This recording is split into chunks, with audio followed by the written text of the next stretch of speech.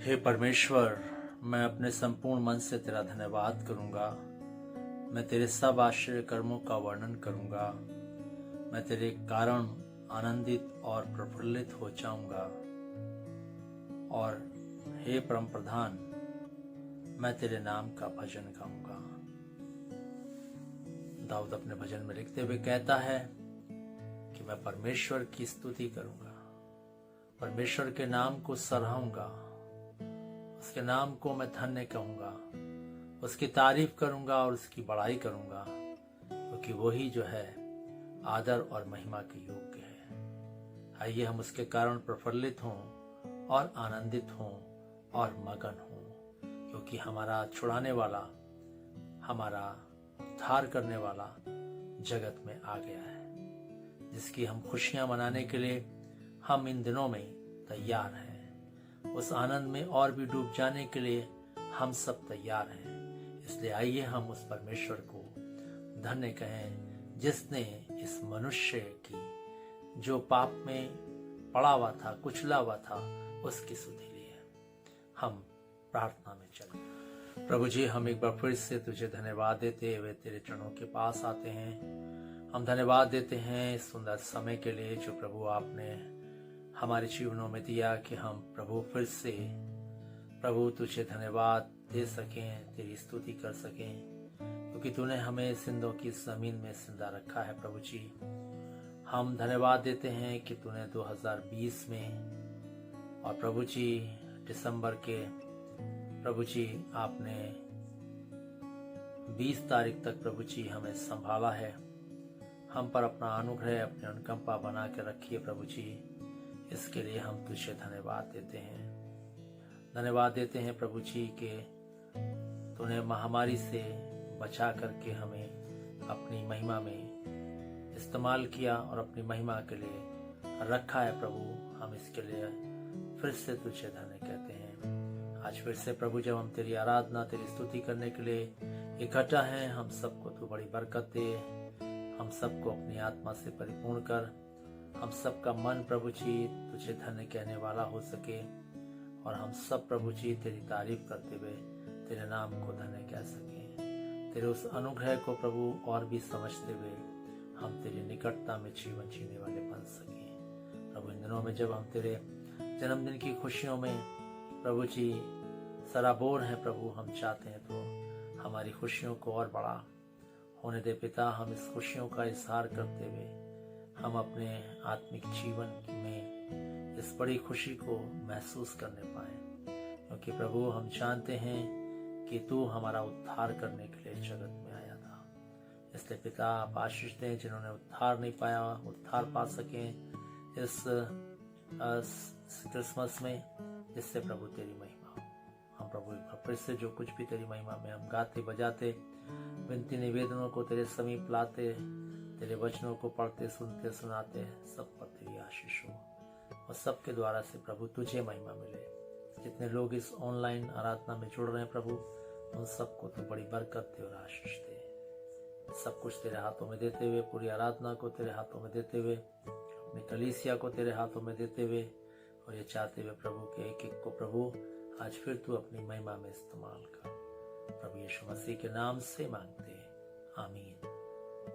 समय है कि हम परमेश्वर की स्तुति करेंगे, भजनों को गाएंगे, उसकी तारीफ करेंगे, उसकी बड़ाई करेंगे और उसके नाम को हम इज्जत और बुजुर्गी देंगे।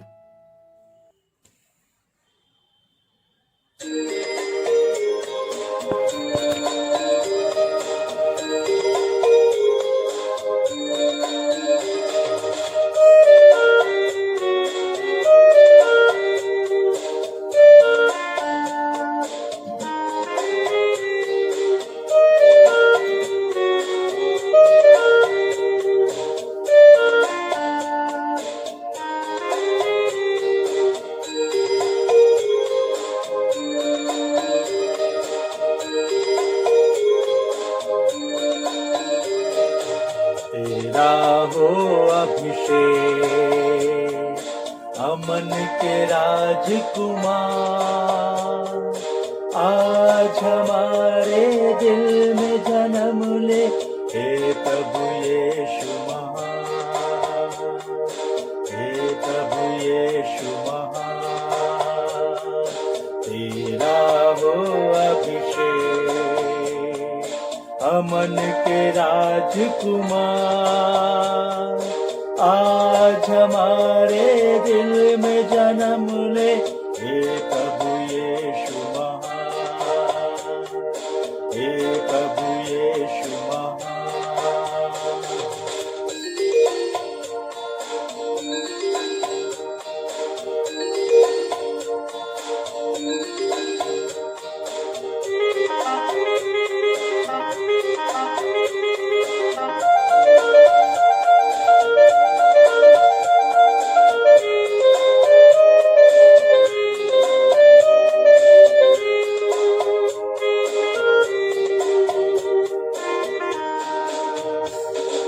घोर अंधेरा था,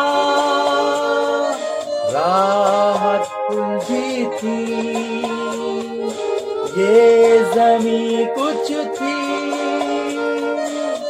आसमां कुछ था,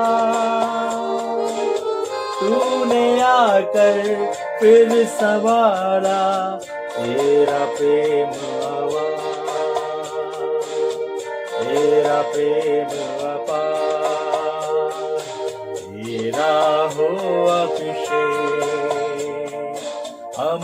के राजकुमार,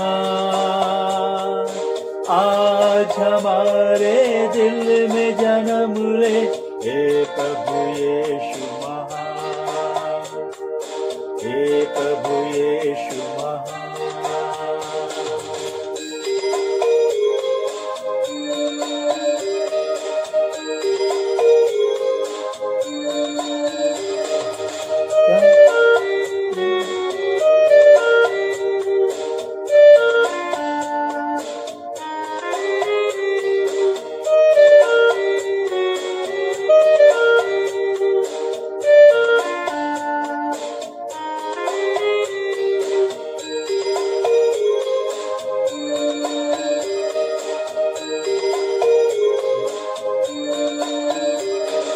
क्या चढ़ाए हम भेंट में तुझको, सोना मुरलोबान नहीं कबूल तुझको, वर दे ऐसा तुझ पे कर दे अपना जीवन निसार, अपना जीवन निसार। तेरा हो अभिषेक, अमन के राजकुमार, आज हमारे दिल में जन्म ले, हे प्रभु यीशु महान, हे प्रभु यीशु महान। राहो अभिषेक, अमन के राजकुमार, आज हमारे दिल में जन्म ले, हे प्रभु यीशु महान, हे प्रभु यीशु महान।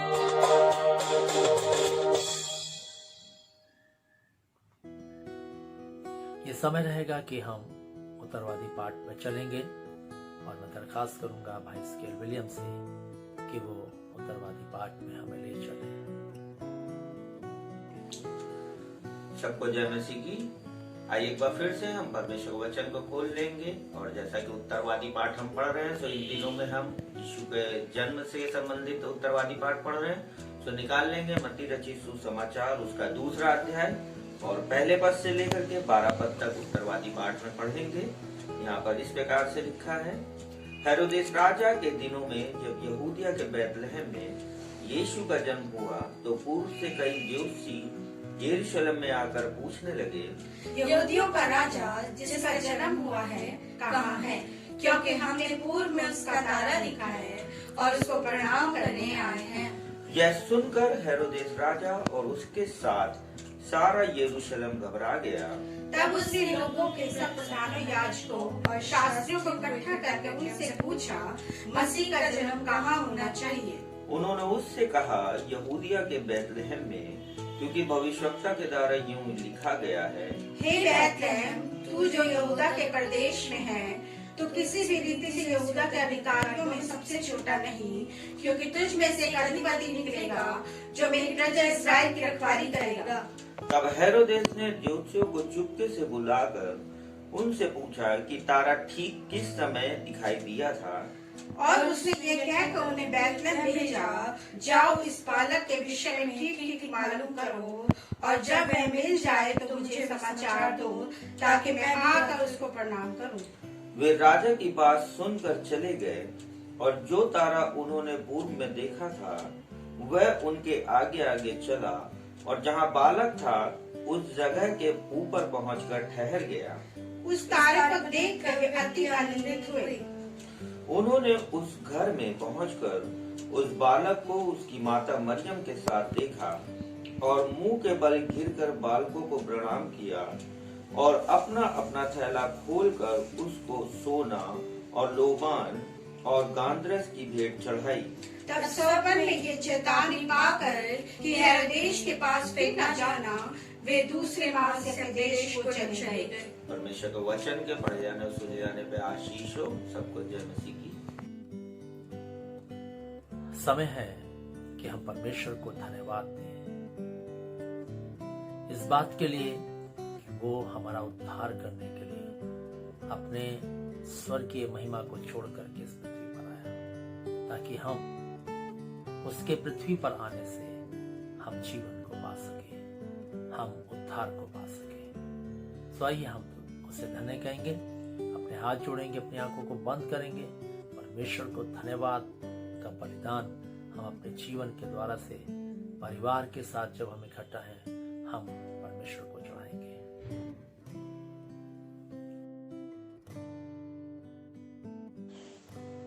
आइए अपनी आंखों को बंद करेंगे, हाथों को जोड़ेंगे और परमेश्वर की उपस्थिति में चलेंगे। सर्वशक्तिमान दयालु पिता परमेश्वर, आकाश और पृथ्वी के रचने वाले प्रभु यीशु मसीह, आपका जय जयकार, आपकी स्तुति, आपकी प्रशंसा करते हुए बड़ी दीनता और नम्रता से आपके चरणों के पास आते हैं। धन्यवाद करते हैं पिता परमेश्वर, गुजरे सप्ताह में आपने हमको, हमारे परिवार को, हमारे कलीसियाई परिवार को और हमारे प्रियों को संभाला और सुरक्षित रखा। धन्यवाद करते हैं अपने विश्राम दिवस में प्रभु जी अपने चरणों के पास बैठने की आशीष दिए पिता। धन्यवाद करते हैं आपके दया, अनुग्रह, करुणा, प्रेम जो आज भी हमारे जीवनों में पाया जाता है पिता परमेश्वर। हम आपसे प्रार्थना करते हैं पिता परमेश्वर अपने देश के लिए, प्रभु जी हमारे देश को अपनी शांति से भरिए पिता परमेश्वर, और हर एक समस्याएं हमारे देश की हैं प्रभु जी, सबको दूर करिए पिता परमेश्वर। हम आपसे प्रार्थना करते हैं पिता परमेश्वर इस समय में प्रभु जी, जब हम सब आपके जन्म उत्सव की तैयारियों में लगे हुए प्यारे पिता परमेश्वर, प्रभु जी हमारे जीवन प्रभु जी और भी उत्साहित होकर के प्रभु जी आपके जन्म उत्सव को मनाए पिता परमेश्वर, और होने दे हम सब अपनी ज़िंदगी से प्रभु जी आपके आने के मकसद को पूरा करने वाले हो सके पिता परमेश्वर। और हम आपसे प्रार्थना करते हैं पिता परमेश्वर, हम सबको प्रभु जी एक ऐसा जीवन दीजिए पिता परमेश्वर जो आपको भाने वाला हो पिता परमेश्वर। हमारे जीवन से प्रभु हमारी नहीं, आपकी मर्जी पूरी हो पिता परमेश्वर। हम घटें आप बढ़ें प्रभु जी, हमारे जीवन से आपको महिमा मिलने पाए पिता परमेश्वर। हम प्रार्थना करते हैं पिता परमेश्वर, जो वचन हमारे जीवन में बोया जाने वाला प्रभु जी बहुतायत से फल लाने वाला हो सके पिता परमेश्वर, और वचन के प्रकाशन में अपने ज़िंदगी को चलाने वाले हो सके पिता परमेश्वर। हम प्रार्थना करते हैं पिता परमेश्वर, अपने दास को भी पवित्र आत्मा की सामर्थ्य से भरिए पिता परमेश्वर, अपने वचनों से भरिए पिता परमेश्वर, और आपका अभिषेक उनके जीवन में हो पिता परमेश्वर, ताकि बहुत सारे जीवन प्रभु जी आपके चरणों में आ सकें प्यारे पिता परमेश्वर। जैसे आपने गुजरे सप्ताह में संभाला प्रभु जी, आने वाले सप्ताह में आपसे आशीष चाहते हुए ये छोटी सी विनती अपने उद्धारकर्ता यीशु के नाम से मांगते हैं, सुनिए और ग्रहण कीजिए, आमीन। इससे पहले कि हम आज के वचन की ओर ध्यान करें, हम एक गीत में चलेंगे, और मैं दरखास्त करूंगा कि जब ये गीत गाया जा रहा है, हम अपने मनों को प्रभु की ओर उठाएंगे, अपने हृदय को प्रभु को समर्पित करेंगे, ताकि जब उसका वचन हमारे जीवन में गिरता है तो वो फल लाने वाला हो सके। सो आइए हम भजन में चलेंगे, प्रभु की स्तुति करेंगे।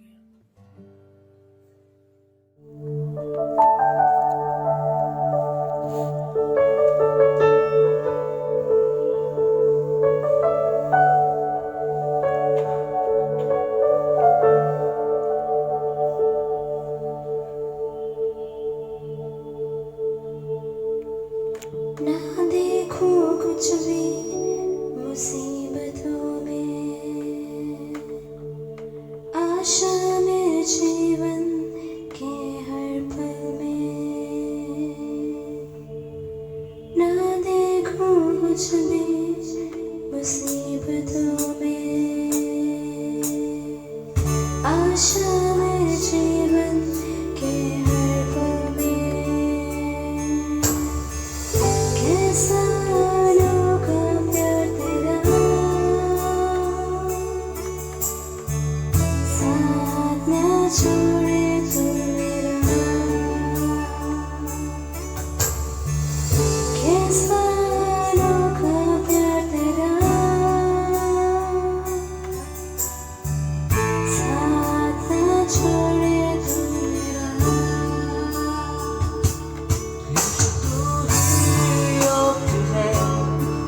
सारे आदर और महिमा के हाथ उठा के मैं कहूँ,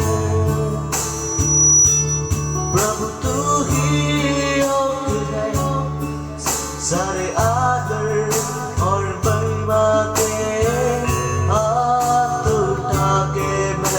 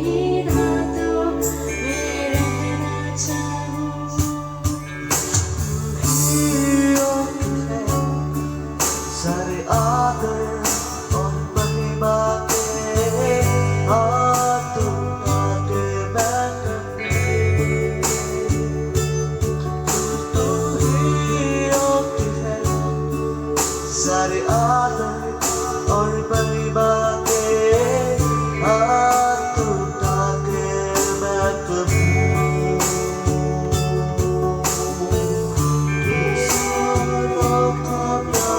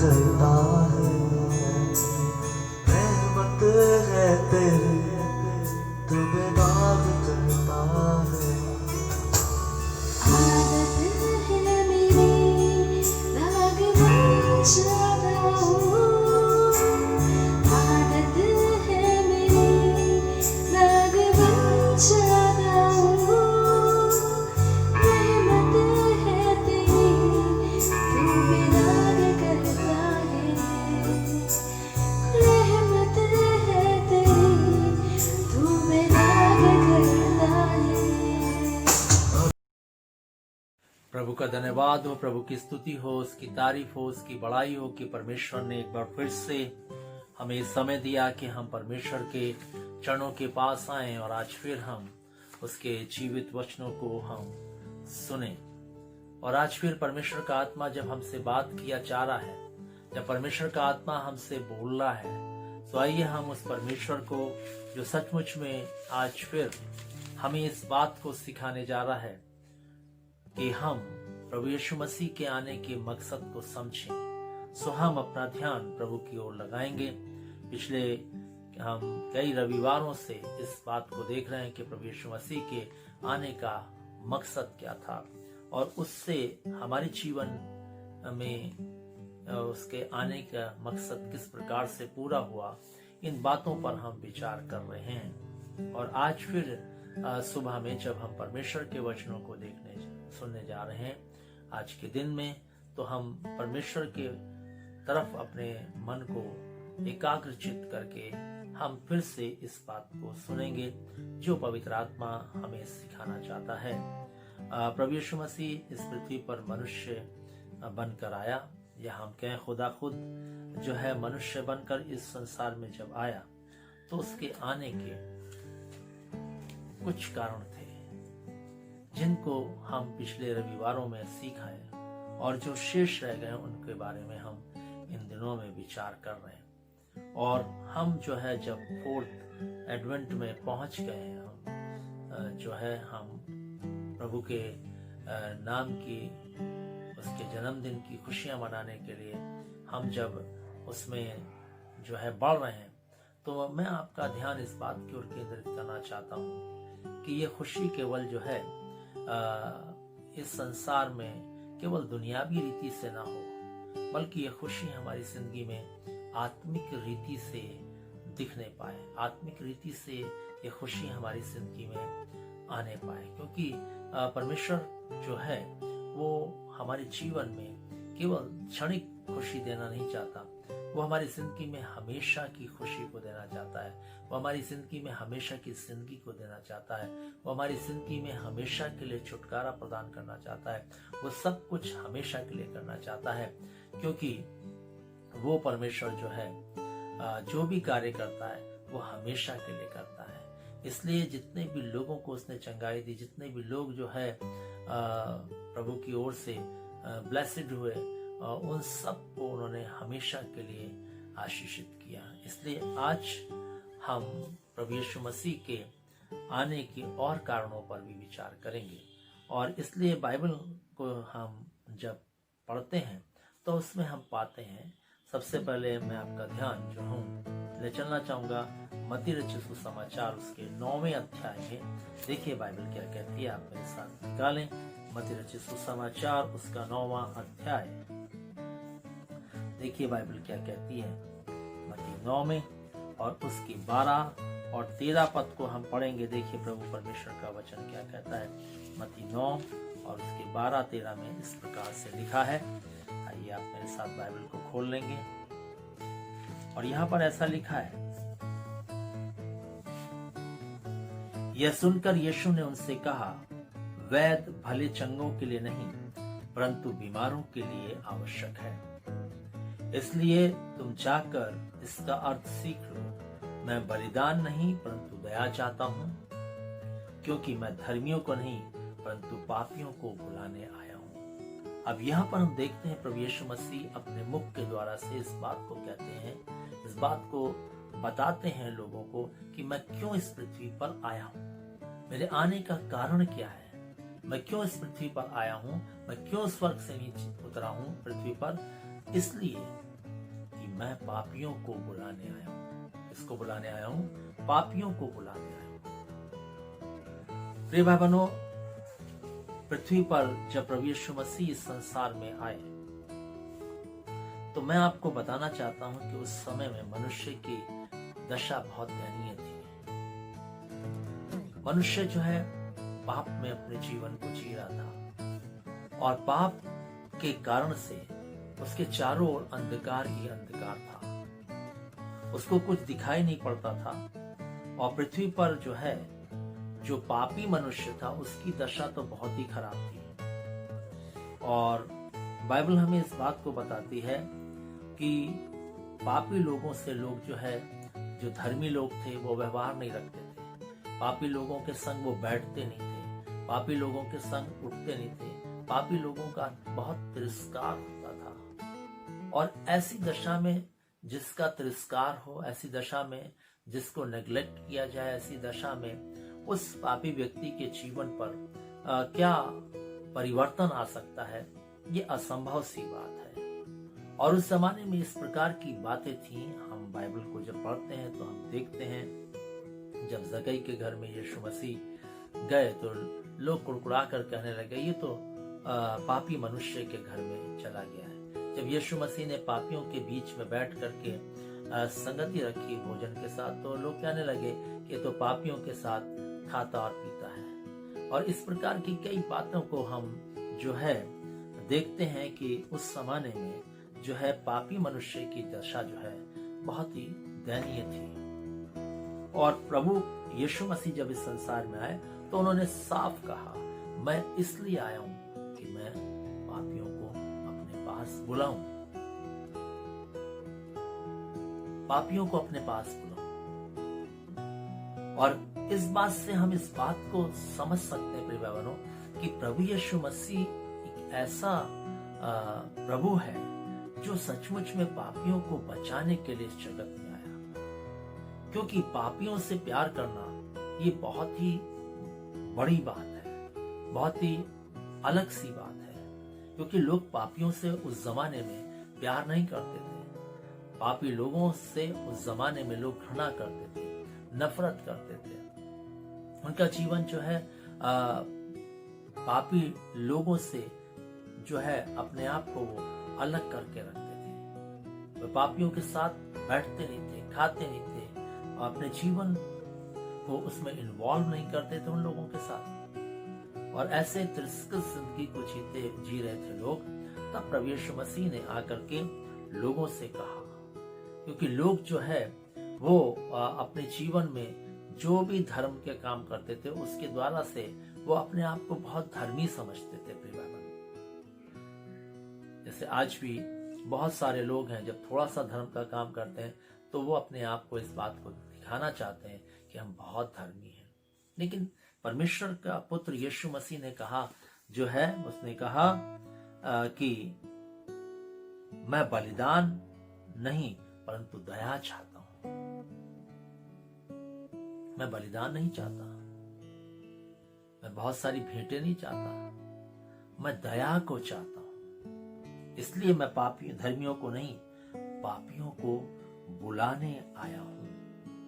और जब हम पौलुस प्रेरित के द्वारा से इस बात को पढ़ते हैं तीमुथियुस के पत्र में, तो हम देखते हैं वहां पर कहता है कि सचमुच यीशु मसीह पापियों को बचाने के लिए आया था।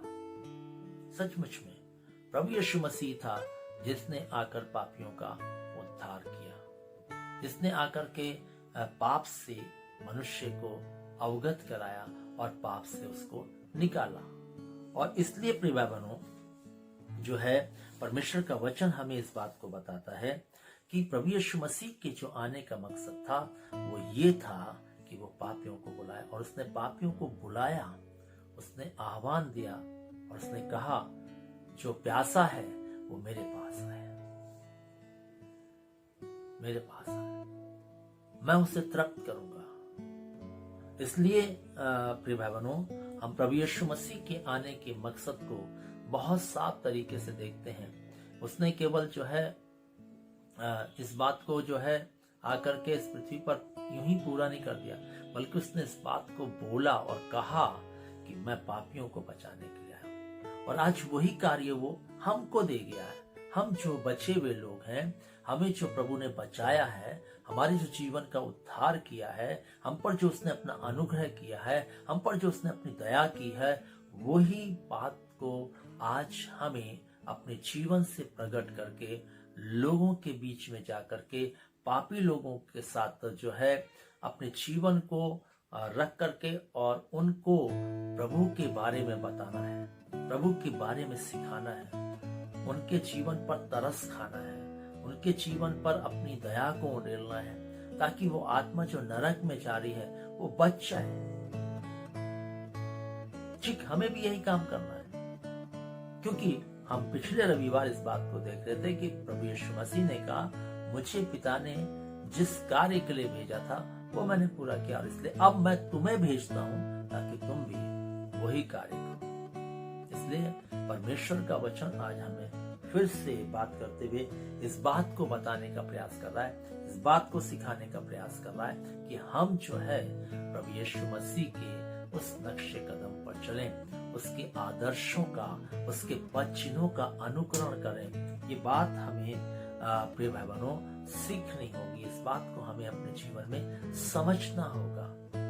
इस प्रभु यीशु मसीह के इस जन्मदिन पर, इस क्रिसमस पर जो कि खास है प्रिय भाई बहनों, ये क्रिसमस सबकी हमारे लिए बहुत महत्वपूर्ण है। मैं बार बार पहले ही दिन से इस बात को बोल रहा हूँ, पहले ही रविवार से मैं इस बात को बोल रहा हूँ, फर्स्ट एडवेंट से मैं इस बात को बोल रहा हूँ कि ये जो क्रिसमस है ये हमारे जीवन के लिए बहुत खास है, क्योंकि ये हमें कुछ खास बातें बताना चाह रहा है, ये कुछ खास बातें सिखाना चाह रहा है ये क्रिसमस। और इसलिए उसने हमें जिंदगी दी है, इसलिए उसने हमें जीवन दिया है। बहुत सारे लोग मर गए इस कोविड में, लेकिन प्रभु ने हमें जिंदों की जमीन पे जिंदा रखा है। इसलिए प्रिय भाई बहनों, प्रभु यीशु मसीह पापियों को बुलाने के लिए आया था। पहली बात। दूसरी बात हम देखते हैं प्रभु के वचन में कि उसके आने का जो मकसद था वो अपने लोगों का उद्धार करने आया था। मत्ती रचित सुसमाचार उसका पहला अध्याय देखिए बाइबल क्या कहती है, और उसके 21वें पद में ऐसा लिखा है, वह पुत्र जनेगी और उसका नाम यीशु रखना, क्योंकि वह अपने लोगों का उनके पापों से उद्धार करेगा। वो अपने लोगों का उनके पापों से उद्धार करने के लिए आया था। अपने लोग कौन? अपने कौन थे उसके अपने? वे अपने जिनको उसने चुना, इजराइल कौम, वो उसकी अपनी कौम थी, अपने कौम। उसको बचाने के लिए वो इस जगत में आया, उसका उद्धार करने के लिए वो इस जगत में आया। और प्रिय भाई बहनों, उसी का नहीं, हम जो अन्य जातियों में से आए हुए लोग हैं, हम जो अन्य जाति हैं, हम जो इजराइल कौम से अलग हैं, इसलिए हम अन्य जाति हैं, हमको भी अपना बनाने के लिए जगत में आया। और उसने जो है अपना बनाने के लिए हमसे भी वही बात करी जो उसने इजराइल कौम से करी, क्योंकि इजराइल कौम जिसको उसने चुना था, जिसको अपना बनाया था, जब उसने प्रभु की बात को नहीं माना तो परमेश्वर ने उनको बहुत दंडित किया। हम बाइबल को जब पढ़ते हैं तो हम देखते हैं किस रीति से उनको बंधुआई में जाना पड़ा, किस रीति से उन्हें गुलामी में रहना पड़ा, किस रीति से बहुत सारी कष्टों को उन्हें उठाना पड़ा।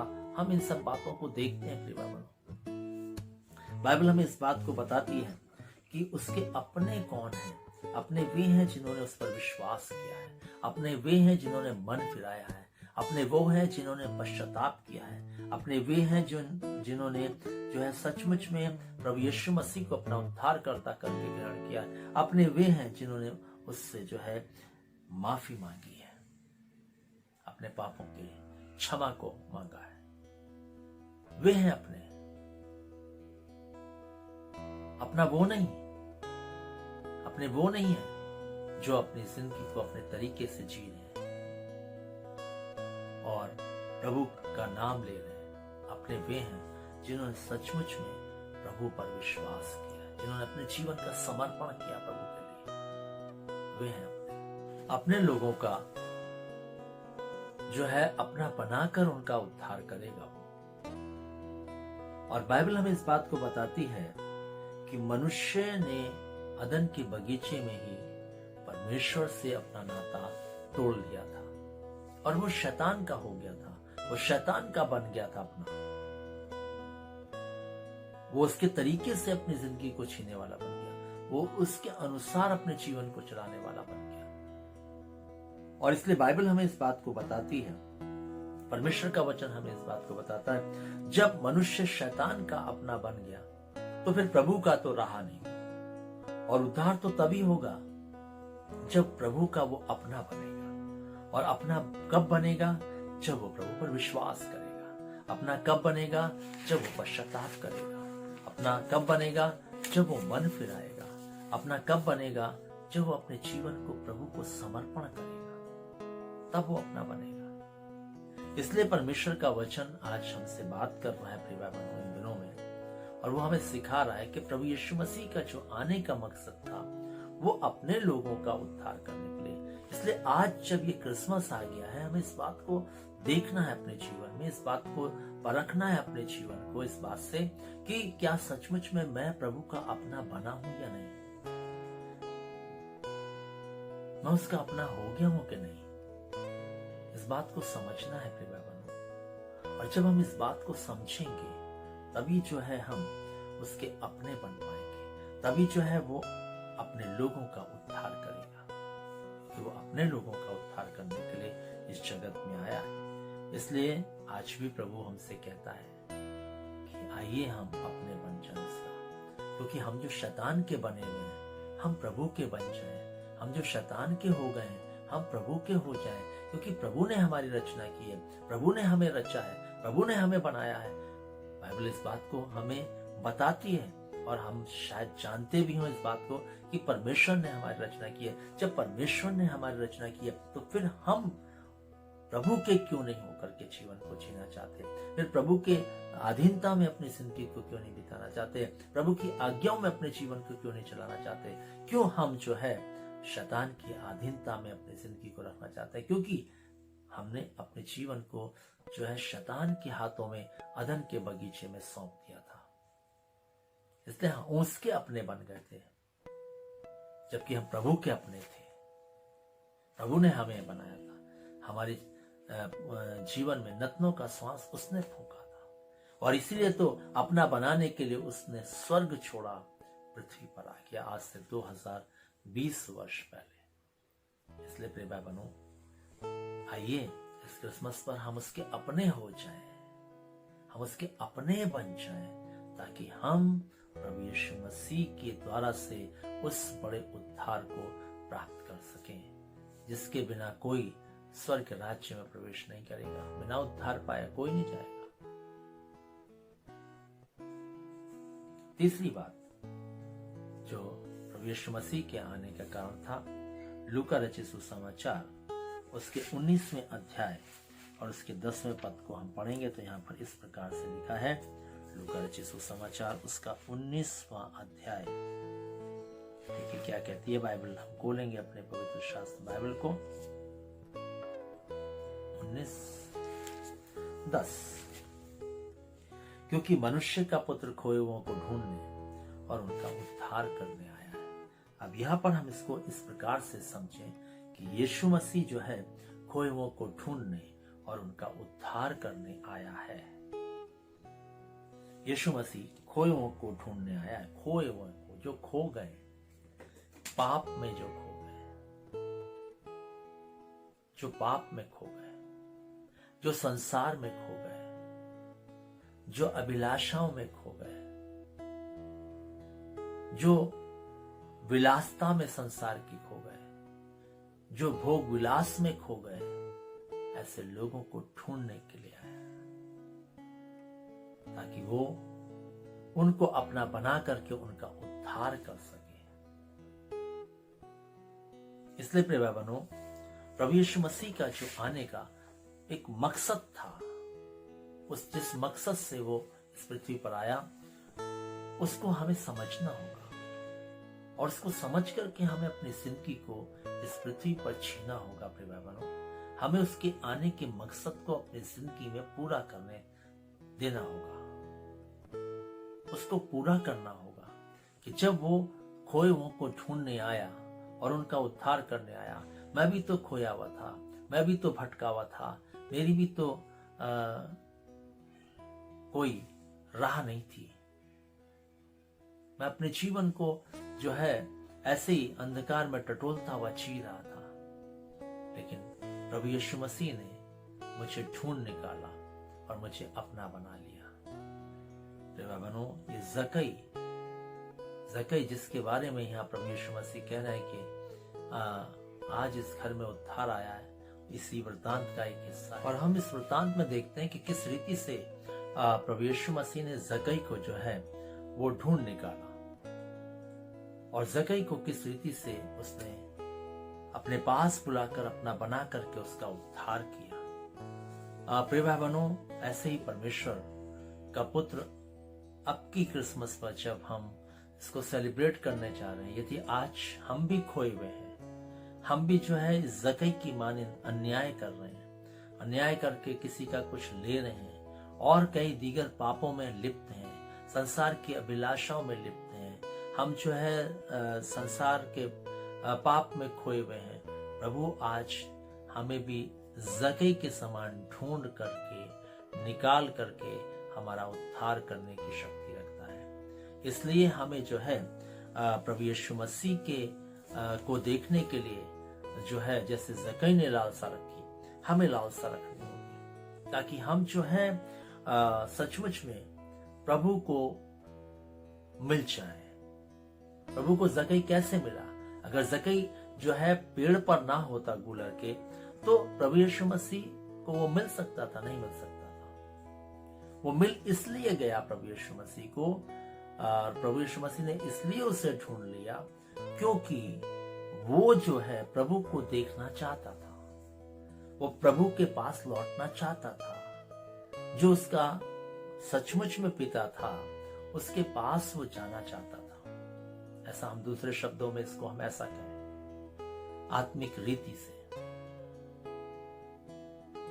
और इसलिए जो है हम पवित्र शास्त्र बाइबल में इस बात को देख रहे हैं और हम देखते हैं कि उसने जो है केवल जकई का नहीं बल्कि बहुत सारे हम ऐसे लोगों के बारे में पढ़ते हैं जिनका प्रभु ने उद्धार किया, जिनको प्रभु ने ढूंढ निकाला, है ना? और उनको जो है सचमुच में उद्धार दिया, उनका उद्धार किया प्रभु यीशु मसीह ने।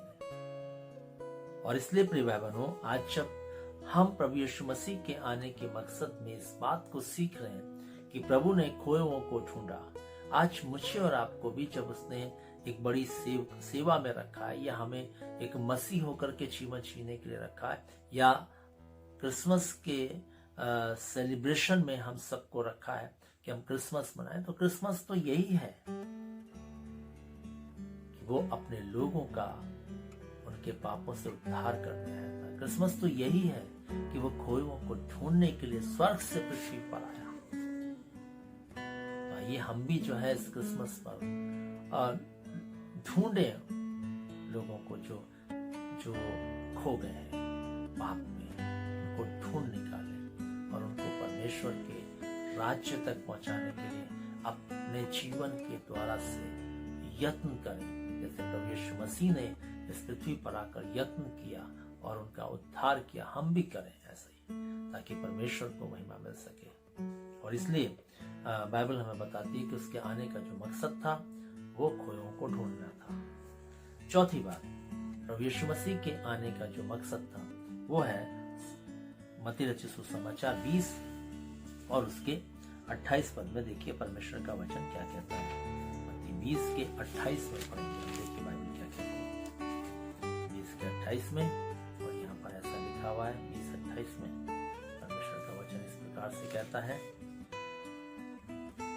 जैसा कि मनुष्य का पुत्र वह इसलिए नहीं आया कि उसकी सेवा टहल की जाए, परंतु इसलिए आया कि वो आप सेवा टहल करे और बहुतों की छुड़ौती के लिए अपने प्राण दे। अब यहाँ पर बिल्कुल स्पष्ट है कि प्रभु यीशु मसीह का आना क्यों हुआ। प्रभु यीशु मसीह जो है सेवा टहल कराने नहीं आया था, बल्कि वो सेवा टहल करने आया था। वो हम मनुष्यों की सेवा करने आया था। किस प्रकार की सेवा? कि वो हमें पाप से छुड़ाए। किस प्रकार की सेवा? कि वो हमारे लिए हमारी छुड़ौती के लिए वो अपने प्राणों का बलिदान करे, वो अपने प्राणों को दे। ये एक बड़ी सेवा वो करने के लिए इस पृथ्वी पर आया था। कोई ये सेवा नहीं कर सकता प्रिय भाई बहनों कि कोई किसी के लिए अपना प्राण दे, कोई किसी के पाप के लिए मर जाए। कोई नहीं कर सकता ऐसा प्रिय भाई बहनों। आज परिवार के सदस्य हैं, यदि किसी को आज परिवार में कुछ ऐसी तकलीफ आ जाए और अगर उसे शरीर का कोई अंग जो है देना पड़ जाए अपने परिवार के जन को, तो आज जो है राजी नहीं होंगे, बहुत चिंतन मनन करेंगे।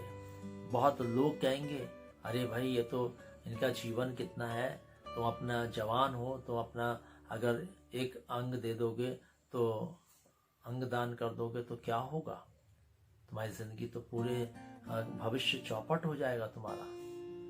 इस तरीके की बातें करते हैं और इस तरीके की बातों में आ भी जाते हैं हम लोग। लेकिन बाइबल क्या कहती है? वो सेवा टहल कराने नहीं बल्कि करने आया था। आज हमारी दशा क्या है? क्या हम प्रभु के होकर के सेवा टहल करने वाले हैं या कराने वाले हैं? सवाल ये है, सवाल ये है आज हम सेवा टहल करने वाले हैं या कराने वाले हैं?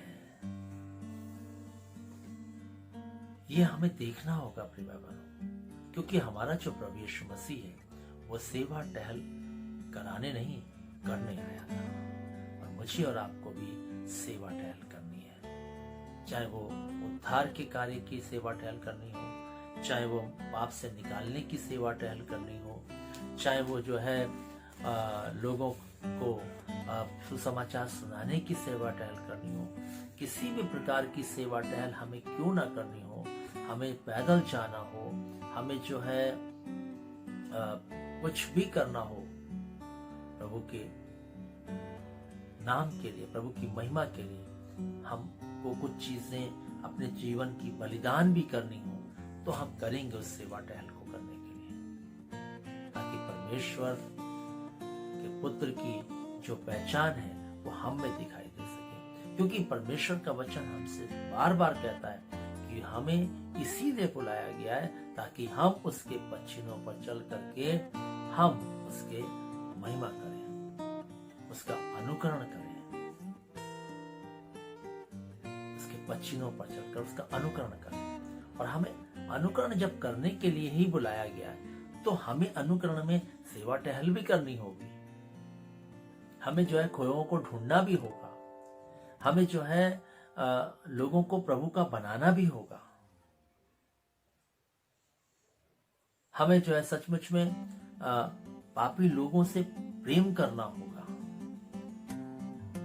उन पर दोष नहीं लगाना होगा, उन पर टीका टिप्पणी नहीं करनी होगी, उनको नेग्लेक्ट नहीं करना होगा जैसे उस जमाने में लोग करते थे। बल्कि हमें जो है सचमुच में अपने जीवन के द्वारा से प्रभु यीशु मसीह के वचनों का अनुकरण करना है, क्योंकि उसने हमें इसीलिए बुलाया है। और इसलिए बाइबल हमें इस बात को बताती है कि प्रभु यीशु मसीह जो है वो सेवा टहल कराने नहीं बल्कि करने आया था। सो प्रिय भाई बहनों, इस क्रिसमस पर हम भी अपने जीवन में ये निर्णय लें कि मैं जो है आने वाले वर्ष से मैं प्रभु की इस बात को सुन करके कि वो सेवा टहल कराने नहीं बल्कि करने आया था, मैं भी जो है अपने जीवन के द्वारा से प्रभु की सेवा करूंगा।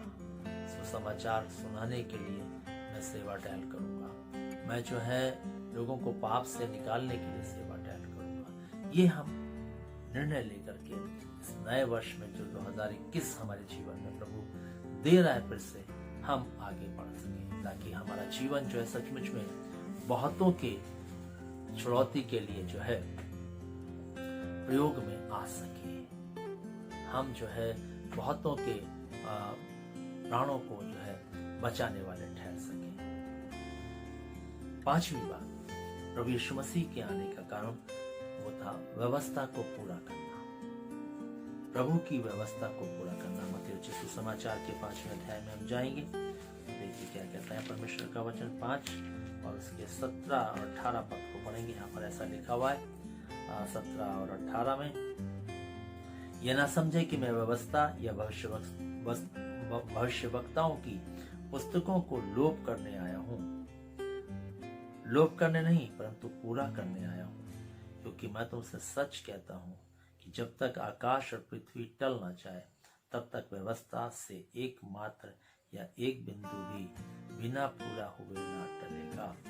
और यहाँ पर प्रभु यीशु मसीह बिल्कुल साफ कहते हैं कि मेरा आने का जो कारण था वो ये है कि मैं जो है परमेश्वर की व्यवस्था को पूरा करने आया हूँ, पूरा करने आया हूँ। प्रभु यीशु मसीह एक ऐसा मनुष्य हुआ जिसने प्रभु की व्यवस्था को पूरा किया, नहीं तो कोई उसकी व्यवस्था को पूरा करने लायक नहीं था। किसी ने भी उसकी व्यवस्था को पूरा नहीं किया, कोई भी खरा नहीं निकला। प्रभु यीशु मसीह ने आकर के परमेश्वर पिता की व्यवस्था का पालन किया और उसने अपने जीवन को परमेश्वर की व्यवस्था के अनुसार जिया।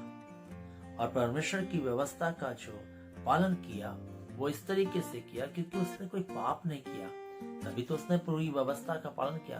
तभी तो प्रभु यीशु मसीह का बलिदान जो है परमेश्वर को ग्रहण योग्य ठहरा, क्योंकि वो पूरी व्यवस्था का पालन करके उसने अपने प्राणों की आहुति दी।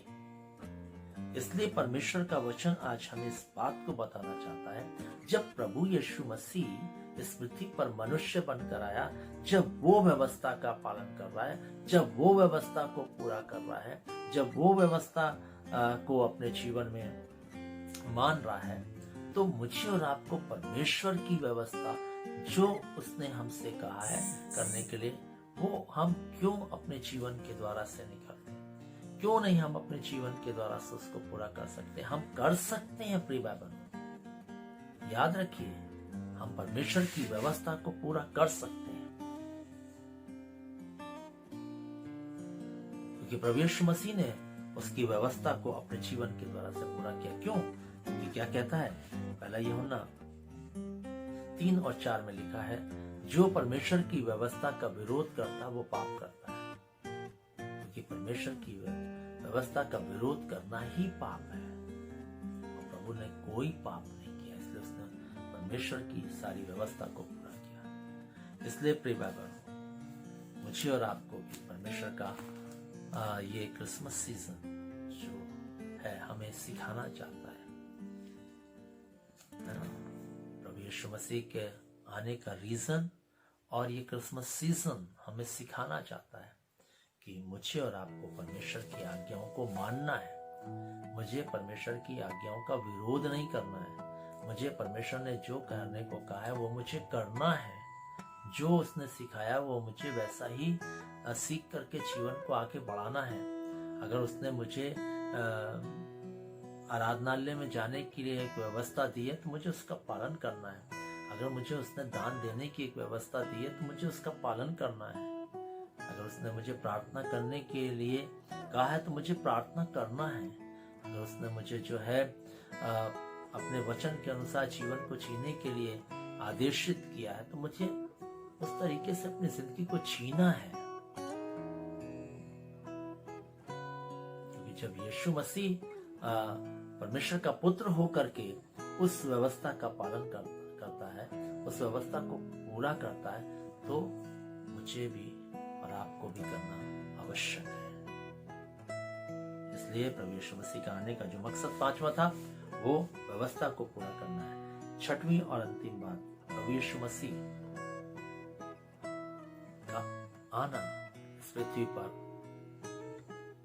उसका मकसद जो था वो ये था।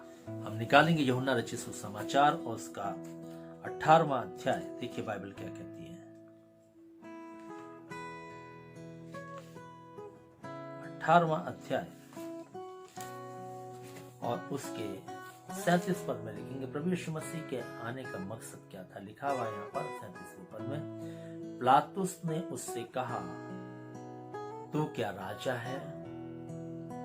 यीशु ने उत्तर दिया, तू कहता है कि मैं राजा हूं।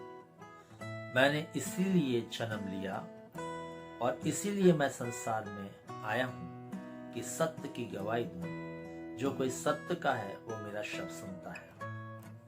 और यहाँ पर प्रभु यीशु मसीह ने कहा, मेरा जन्म ही इसीलिए हुआ, मैं इसीलिए आया हूं कि मैं सत्य की गवाही दूं। सत्य की गवाही दूं, सत्य की, सत्य अर्थात ईश्वर की जो सत्य है, उस परमेश्वर की जो सत्य है उसकी गवाही दूं।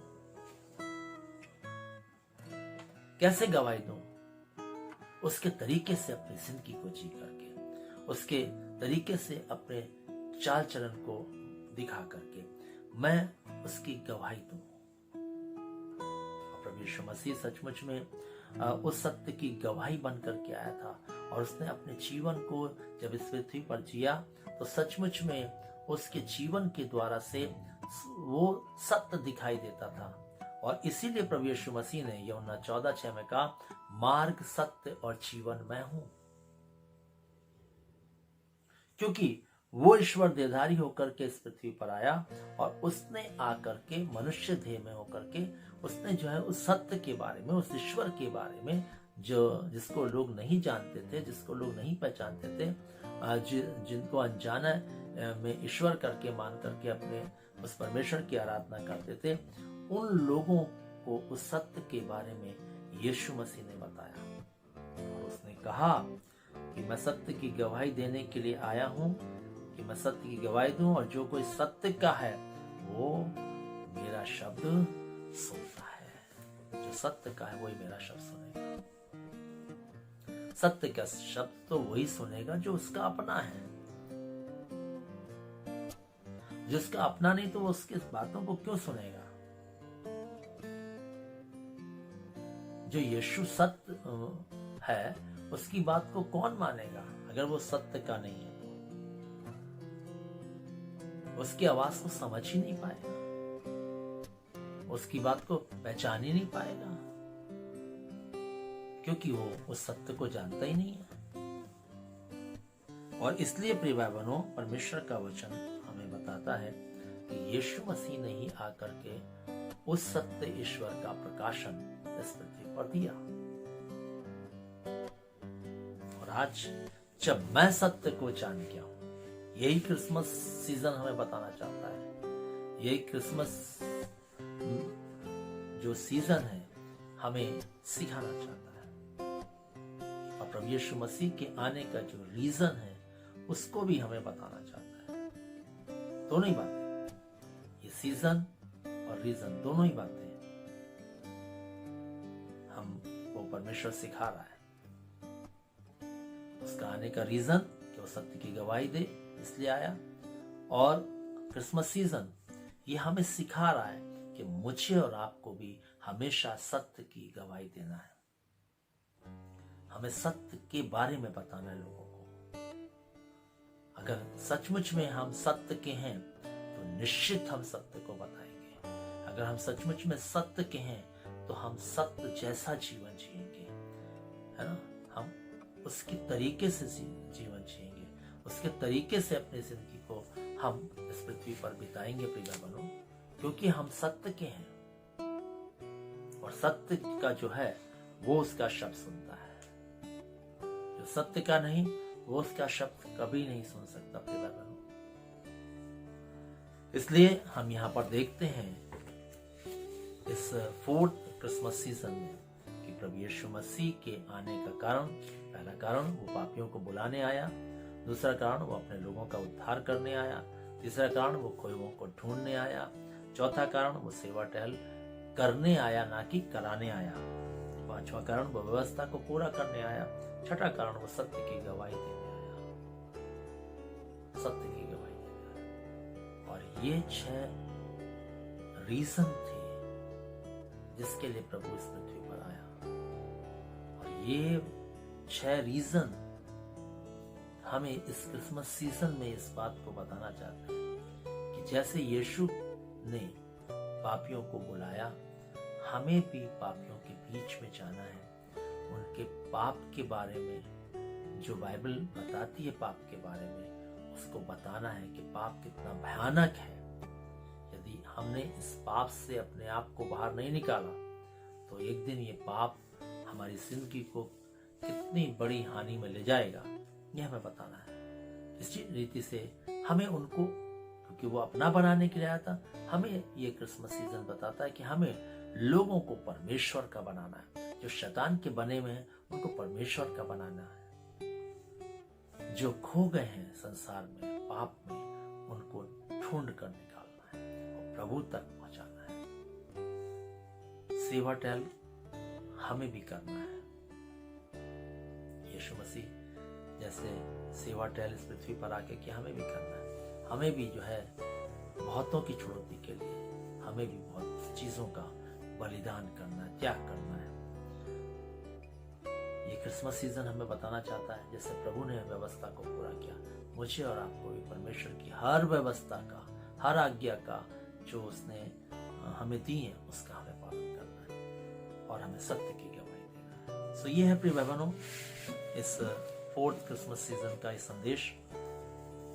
हम इसके अनुसार अपनी जिंदगी को आगे बढ़ाएं, क्योंकि हम जानते हैं कि परमेश्वर ने हमारा उद्धार जो है वो हमारे कर्मों पर आधारित नहीं है। ये उद्धार जो है हमारे विश्वास पर आधारित है, अब उसके अनुग्रह पर आधारित है, क्योंकि हमारे को जो उद्धार मिलेगा वो उसके अनुग्रह से मिलेगा।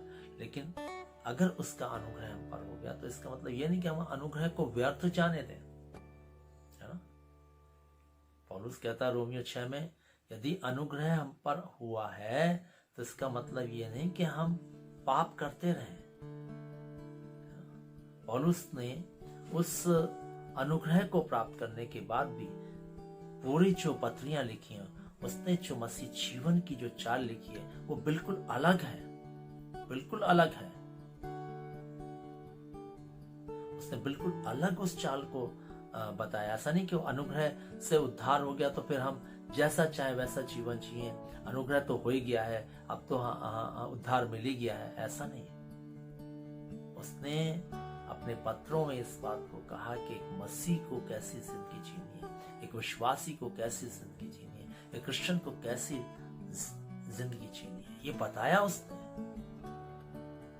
किस तरीके से प्रभु की अधीनता में, किस तरीके से प्रभु की आज्ञाओं में, किस तरीके से उसकी पत्री बन करके हमें अपने जीवन को जीना है, कैसे हमें स्वर्गीय वस्तुओं को खोजते हुए इस जीवन को जीना है, उसने हमें सिखाया अपने बाबा। अनुग्रह का मतलब ये नहीं कि हम जो है बस अब हमें कुछ करने की आवश्यकता नहीं। जब पौलुस ने बड़े अनुग्रह को प्राप्त किया, लेकिन हम देखते हैं उसने अपनी सारी जिंदगी को किस तरीके से जिया।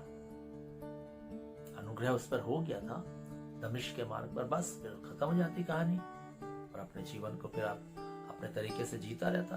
लेकिन नहीं, जब उस पर अनुग्रह हुआ तो उसने उस अनुग्रह को व्यर्थ नहीं जाने दिया। उस अनुग्रह को उसने अनुग्रह को अपने जीवन में ठीक तरीके से लिया। हम अनुग्रह को अपने जीवन में ठीक तरीके से नहीं लेते। उसने अब उस अनुग्रह को अपने जीवन में ठीक तरीके से, उसने कहा जब ये अनुग्रह हो गया है तो मैं इसका पूरा लाभ उठाऊंगा, मैं वैसा ही जिंदगी को जीऊंगा जैसा परमेश्वर चाहता है। और इसलिए उसने अपनी जिंदगी को वैसा ही जिया और इसलिए वो इस बात को कहने के योग्य बना कि तुम मेरी सी चाल चलो, क्योंकि मैं मसीह की सी चाल चलता हूँ। और आज प्रभु हमें इसी बात को सिखाना चाहता है, मुझे और आपको इसीलिए बुलाया है कि हम उसके पद चिन्हों का अनुकरण करें। तो इसलिए प्रिय भाई बहनों, मुझे और आपको ये क्रिसमस ये सिखाना चाहता है कि हमें उसके वचनों का अनुकरण करना है। जैसा वो जीवन जी करके पृथ्वी पर चला गया प्रभु यीशु मसीह, इस पृथ्वी पर आने के बाद हमको भी वैसी ही जिंदगी को इस पृथ्वी पर जीते हुए स्वर्ग में जाना है। तो ये है प्रभु का संदेश आज फिर इस क्रिसमस सीजन, और हम इसको अपने जीवन में समझें और इसके अनुसार अपनी जिंदगी को ठीक से परमेश्वर के साथ जो है चलाने वाले और बिताने वाले बन सके। और प्रभु इस क्रिसमस पर आपको बहुतायत की आशीष दे। और मैं चाहूंगा कि ये क्रिसमस आपके जीवन के लिए सचमुच में एक अद्भुत क्रिसमस हो और आप प्रभु यीशु मसीह के आने के मकसद को अपनी जिंदगी में पूरा करते हुए और अपनी जिंदगी से पूरा करते हुए इस जीवन को जीने पाए। परमेश्वर आप सबको आशीष देवे। हम प्रार्थना में चलेंगे। जीवित पिता, हम एक बार फिर से तुझे धन्य कहते हैं आज के दिन के लिए और प्रभु तेरे वचनों के लिए जो हमने सीखे हैं। प्रभु जी धन्यवाद देते हैं कि आज फिर हम जानने पाए कि तेरे आने का जो रीजन था, जो कारण था वो क्या था, जो मकसद था वो क्या था। और प्रभु आपने हमें सिखाया, धन्यवाद आपका। इस वचन पर आशीष दें और ये वचन प्रभु लोगों की जिंदगियों में कार्यकारी हो और प्रभु ये वचन 30, 60, 100 गुना फल लाने वाला हो सके। प्रभु हर एक को इस वचन के द्वारा से चलने के लिए मदद करें और ये वचन लोगों की जिंदगियों में सचमुच में कार्यकारी हो। प्रभु एक एक जन जो प्रभु इस आराधना में जुड़ा है और प्रभु हम चाहते हैं ये वचन उनकी जिंदगी को पूरी रीति से, जिनका जीवन नहीं बदला है, बदल देने वाला हो सके। जो भी वचन को सुने जिंदगी बदल सके प्रभु जी, ऐसा हम चाहते हैं। पूरी कलीसिया के साथ वो संभाल और प्रभु अपने जन्मदिन की बहुतायत की खुशियां हर एक परिवार को दे, हर एक घराने को दे प्रभु, ताकि हर एक घराना तेरे इस जन्मदिन के आनंद को, इस आनंद के सुसमाचार को अपने जीवन में ले करके प्रभु सचमुच में आनंदित हो, मगन हो और तेरी स्तुति, तेरी प्रशंसा करें। प्रभु एक बार फिर से सब कुछ तेरे हाथों में देते हुए और ये चाहते हुए कि प्रभु आपकी करुणा, आपकी भलाई प्रभु जी हम सब के साथ रहे। इस विनती को यीशु मसीह के नाम से मांगते हैं, आमीन। अब हमारे परमेश्वर पिता का प्रेम, प्रभु यीशु मसीह का अनुग्रह और पवित्र आत्मा की सहभागिता हम सब विश्वास करने वालों के साथ, यहाँ के समस्त विश्वासियों के साथ, इस कलीसिया के साथ, जितने लोग इस आराधना में जुड़े हर एक के साथ, जब तक प्रभु यीशु मसीह दोबारा नहीं आते, ये आशीषें युगानुयुग एक सी बनी रहें, आमीन। सबको जय मसीह की।